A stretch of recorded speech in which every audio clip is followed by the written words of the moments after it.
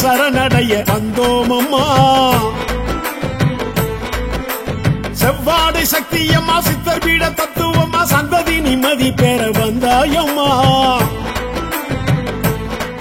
அம்மா தாயே கொஞ்சம் கண் பாரம்மா, அருள்வாயே எங்கள் பங்காரம்மா. ஓம் சக்தி. குரு வாழ்க, பங்காரம்மா வாழ்க. குடும்பம் பற்றியும் பிள்ளைகள் பற்றியும் அம்மா கூறிய அருள்வாக்கினை பார்ப்போமா சக்திகளே. பிள்ளைகளின் வளர்ச்சி பருவம் மாறும்போது தொல்லையாக மாறும். பெற்றெடுக்கும் போது கொஞ்சுதல், அதன் பின் குழப்பமாக மாறும். மடியில் வைத்து கொஞ்சிய அந்த பிள்ளைகளே தாய் தகப்பனுக்கு பிரச்சனையாக மாறும். குடும்பத்தில் குழப்பம் குளவி போல கொட்ட ஆரம்பிக்கும். பிள்ளைகளால் பிரிவினை உண்டு, பிணி உண்டு, பிணைப்பும் உண்டு. இப்படி ஓடிக்கொண்டிருக்கிற வாழ்க்கையில் நீங்கள் அமைதி பெற வேண்டியே குடும்பத்தினரோடு ஆன்மீகத்தில் ஈடுபட சொல்கிறேன். பிள்ளைகளோடு இங்கே அடிக்கடி வந்து போக சொல்கிறேன்.